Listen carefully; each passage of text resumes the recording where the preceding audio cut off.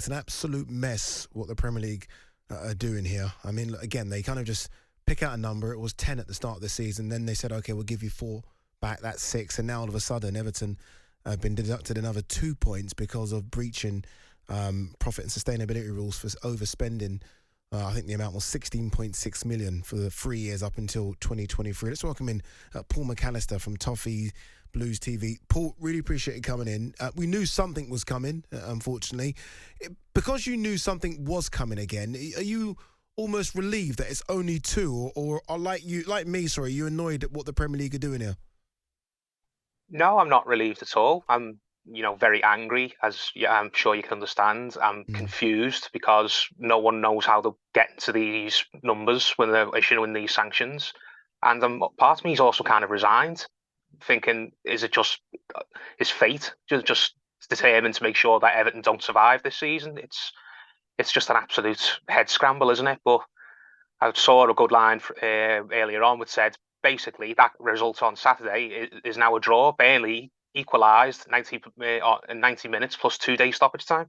Yeah, it's crazy, isn't it? I mean, there must be this anger as well when you look at the other teams. And I know, look, we've spoke about this before with the likes of Man City and their 115 charges and how quick they can dish out the points to Everton and dish out, two basically slaps on the wrist in a season. Yet we've still got the biggest club supposedly in the world just sitting there, nothing happening to them. The thing that I think that's frustrating, Evertonians the most, and I'm sure Nottingham Forest fans will probably agree with this as well, is there's no consistency with how this has been working.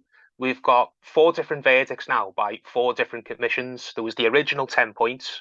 Then there was the appeal, which knocked it down to 6. They were 2 different commissions. Then Forest had their commission, which gave them 4 points, even though their breach was far more than Everton's on paper. And they're now appealing that. That will go to another commission. Everton have had a commission today, knocked them down 2 points. And according to paragraph 20 of the report that's been issued this afternoon, Everton are getting put up in front of a 3rd commission now for another breach related to the stadium. So that could be even more points before the end of the season. And then you'd imagine Everton are going to appeal today's decision. And if this new hearing goes against them, they'll appeal that decision as well. So it's just, where are we at with all of this? Who is deciding all of this? Are they just waking up and deciding how they feel when they get out of the bed and issuing it like that? It is frustrating when you say there's certain clubs which have got charges and nothing seems to be happening with that, and the Premier League doesn't want to speak about it. But more frustrating than that, I think, is just the absolute lack of consistency and the lack of clarity of how they're basically what the rules specifically are and what breach constitutes which sanction. Agreed. I think that's the confusing part for everyone. Like, okay, if we go over this amount of money, what does that equal? 2 points? Does that equal 10? Does that equal 6? No one knows. It's almost like they're just making up a number. And again, they clearly are, because they made up 10. You appealed it. That went down to 6. So they clearly. So why start at 10? I think that's what the confusing part is for everyone. And it must be difficult for the players. It must be difficult for Sean Dyche. I don't think Sean's come in and done the greatest of jobs. But the fact is, I feel like he's almost playing with his hands tied behind his back here. It's difficult. How do you motivate a team when you don't know where you're going to be at the end of the season because of all these sanctions that are coming up? Exactly, and as you mentioned earlier on, it's not just unfair on him, it's unfair on the other managers who are being impacted on this. It's not fair on Rob Edwards at Luton. He doesn't know whether to set up for a draw or whether he needs to go all out for a win. It's not fair on Nuno Espirito Santo. I'm sure when he came into Nottingham Forest, he had no idea that it was going to be as complicated as this. He might have had an idea. He might have had, a thought in his head that maybe something could come along the line, but I'm sure he didn't think it would be as harsh as it was. 4 points.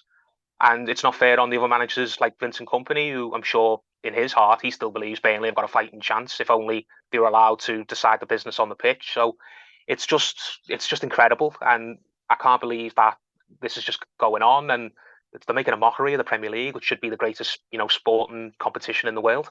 Where are you anyway? Aside from that, and it's not, I don't want to brush it under the carpet, but in terms of just sort of Everton as a whole now, obviously, look, you are down sort of the bottom of the league where you don't want to be. Obviously, lovely new stadium being built. That stadium has to be a Premier League stadium. It can't be in the Championship. It just can't. Where are you with Everton? It's been a couple of years now where you've struggled down the foot of the table rather than where I think Everton should be, which is pushing for those European spots. What's the overriding feeling? Everton are in complete limbo, stasis, frozen in time, because there's just so many issues going on off the pitch, which until they get resolved, the club can't even begin to dream of maybe going forwards because we don't know where we're going to end up. I mean, there's the ownership situation is dragging on. Farhad Mashiri has long since checked out. He's turned his phone off, not interested, probably doesn't even check the score. So Sean Dyche, no matter what happens, I think is safe in a job because there's nobody there to fire him, even if he constituted being fired. 777, who are the apparent new majority stakeholders who are looking to come into the club, they've got all sorts of issues over in the United States. They've got lawsuits, they've got accusations coming their way. It does not make for good reading at all. You've got the situation with the stadium. You say it's got to be a Premier League stadium. For me, it's got to get built first and foremost, because supposedly, if the next chunk of payments we have to pay to the contractor who's doing the work, unless we we meet our next instalments by the end of this month, April, then they're not going to continue building. So I don't know where the club are going to get that money from, whether they're loaning it from 777, who are currently pumping the club up whilst they're waiting to get approval. It just feels like the house has fallen down and everything's in ashes. So I don't know, even if the club stay up this season, our future is completely up in the air.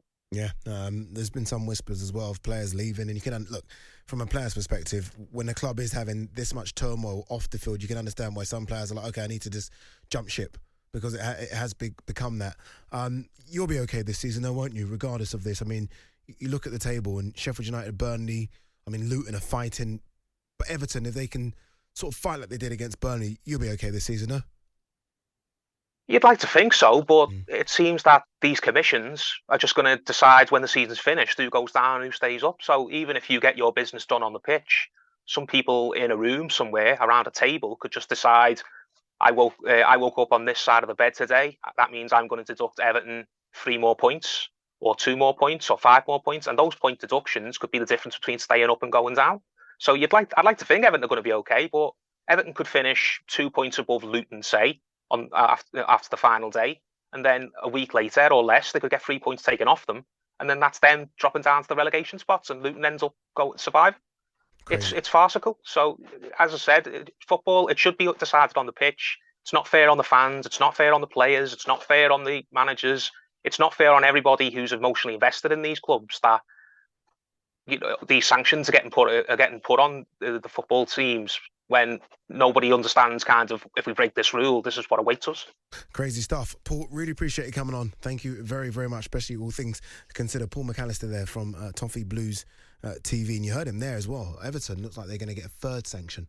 So it's obviously been 2 this season where they've had 8 points. It could be a third one for problems with the stadium, which is, again, it's just crazy. That, though, looks like it might happen at the end of the season. Imagine that, Everton stay up and then all of a sudden there's a sanction that deduct them points and they go down when the season's over. You've got Leicester as well, who could come up into the Premier League, negative points. Crazy. Absolutely crazy. That's football, though. A lot of these clubs have been run the wrong way. I'm not trying to say I agree with what's happening, but a lot of these chairmen are running the clubs the wrong way. You have to be sanctioned for it. You do. But ultimately, it's the fans, like Paul, that suffer.